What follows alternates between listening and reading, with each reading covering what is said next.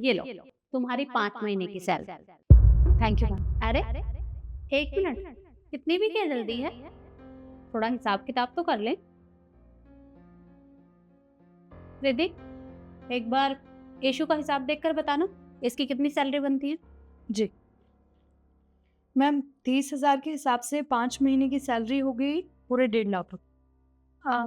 Ma'am, मेरी 30,000 रुपये salary नहीं है, आपने 40,000 पर मंथ बोला था। दिमाग तो ठीक है तुम्हारा? अरे जिस दिन तुम इस ऑफिस में आई थी, तो मैंने पहले ही दिन तुम्हें कहा था कि तुम्हारी सैलरी 30,000 रुपये मिलेगी, और तुम कह रही हो कि 40,000 है। नहीं मैम, मुझे बहुत अच्छे से याद है, आपने मुझे 40,000 ही कहा था। तो तुम्हारा कहने का मतलब क्या है? मैं झूठ बोल रही हूँ तुमसे?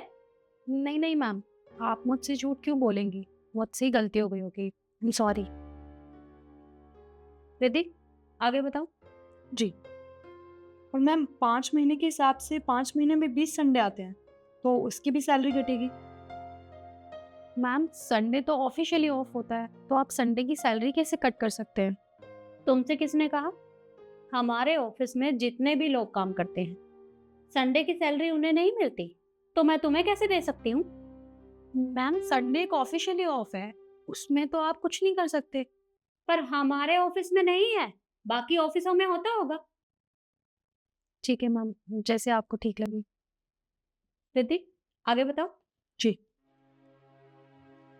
और मैम, इन्होंने 3 दिन की छुट्टी भी की थी, तो उसकी भी सैलरी कटेगी। मैम, 3 दिन मैंने छुट्टी नहीं की थी, मैंने वर्क फ्रॉम होम किया है, मैंने अपना सारा काम किया है। वर्क फ्रॉम होम किसके कहने पर किया? जहां तक मुझे पता है कि हमारे ऑफिस में जितने भी एम्प्लॉय काम करते हैं, मैंने किसी को भी वर्क फ्रॉम होम करने के लिए नहीं बोला। इवन कोई भी ऐसा नहीं करता। तो जब तुमने छुट्टी की है, तो सैलरी तो कटेगी तुम्हारी। ठीक है मैम, जैसे आपको ठीक लगे। रिद्धि, आगे बताओ। जी। और मैम, ऑफिस में एक बार 7 डेज का सेमिनार हुआ था, उसमें किसी भी एम्प्लॉय ने काम नहीं किया था, तो उन 7 डेज की भी इनकी सैलरी कटेगी।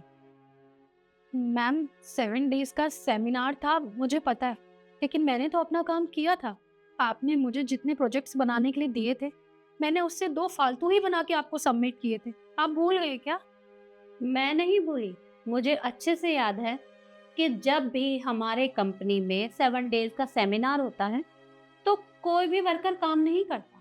तो फिर तुमने काम क्यों किया? इसका मतलब तुम अपना काम समय से नहीं करती, तो मैं तुम्हें कोई सैलरी नहीं देने वाली। रिद्धि, मुझे ओवरऑल जोड़कर बताओ कि इसे कितने पैसे देने हैं। मैम, इन्होंने आपसे 25,000 रुपये एडवांस भी लिए थे, तो वो पैसे भी कटेंगे। मैम, पक्का ये कोई मिसअंडरस्टैंडिंग है, मैंने आज तक कभी पैसे उधार नहीं लिए हैं, कभी भी एडवांस नहीं लिया है। पर ऐसा कैसे हो सकता है?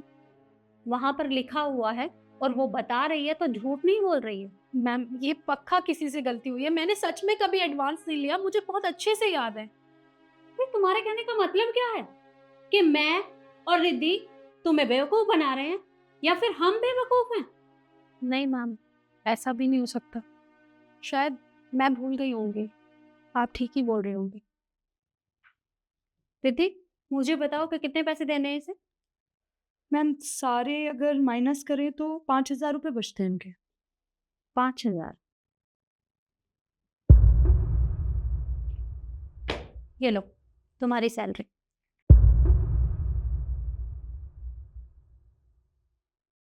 एक मिनट, बैठो।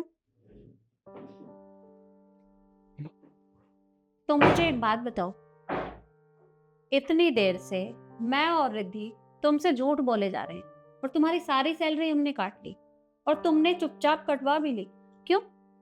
क्योंकि मैम, आप यहाँ की ऑनर है, बॉस है हमारी, आप हमसे झूठ थोड़ी ना बोलेंगी, बस इसलिए।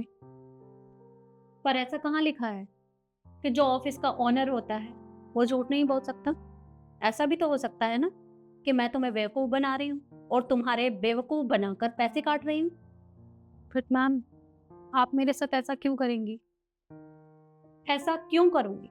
वो इसलिए कि तुम बहुत भोली हो, और ये शहर तुम्हारे लिए नया है, तुम्हें यहाँ के तौर तरीकों का नहीं पता। इतनी आसानी से तुम्हें बेवकूफ बनाया जा सकता है और तुम बेवकूफ बन भी गई। अरे जब तुम्हें अच्छे से पता है कि तुम इस ऑफिस में जब आई थी तो हमारे बीच में क्या बातें हुई थी, उसके बाद भी तुमने हर बात मान ली। एक बात बताओ मुझे, ये सब सच नहीं है? अरे मैंने झूठ बोलकर तुम्हारे इतने सारे पैसे काट लिए हैं। अरे तुम्हारी सैलरी कितनी बनती है तुम्हें पता है ना? 40,000 रुपए के हिसाब से 5 महीने की कितनी सैलरी बनती है? तुम खुद बताओ मुझे। 2 लाख रुपए। और तुम अपने 2 लाख रुपए ऐसे ही कटवा लोगी? क्यों? क्या 5 महीने तुमने मेहनत नहीं की, या तुम्हें तुम्हारी मेहनत के पैसे नहीं मिलने चाहिए? देखो इशू, मैं तुम्हें इस तरीके से यही समझाना चाहती थी कि ये शहर और ये ऑफिस तुम्हारे लिए नया है, और अगर तुम इतनी भोली रहोगी तो तुम्हारा कोई भी फायदा उठा सकता है। पर थोड़ा सा भोलेपन के साथ स्मार्ट बनना भी बहुत जरूरी है, ऐसे काम नहीं चलेगा। मैम आप बिल्कुल ठीक कह रही हैं। मैं बहुत डर गई थी कि आप मेरे साथ ऐसा क्यों कर रही हैं, पर मैंने सोचा शायद मेरी ही गलती होगी। पर आप तो बहुत अच्छी हैं। आप तो मुझे समझा रही थी कि अगर इन फ्यूचर कहीं मैं काम करने जाती हूँ तो कोई मेरे भोलेपन का फ़ायदा ना उठाए। आप तो सच में बहुत अच्छी हैं। थैंक यू सो मच मुझे इतना समझाने के लिए। देखो इशू, उसके साथ साथ मैं तुम्हें ये भी समझाऊंगी कि तुम इस ऑफिस में जब भी काम करती हो तो लोग तुमसे अपना काम निकलवा लेते हैं, और तुम दूसरों के काम को कर देती हो। लेकिन इतना भी भोलापन ठीक नहीं है। अरे अपना काम करो, समय से करो, और दूसरे का काम उतना ही करो जो तुम्हें जरूरी लगे, वरना किसी का भी काम करने की जरूरत नहीं है। सबको सबके हिस्से का काम मिलता है, और वो अपना काम खुद करे तो ज्यादा अच्छा होगा। ये लो तुम्हारी 5 महीने की पूरी salary. Thank you so much ma'am. अब मैं अपना काम कर रही थी। ठीक है, और आगे से थोड़ा ध्यान रखना। जी। अब तुम जाओ।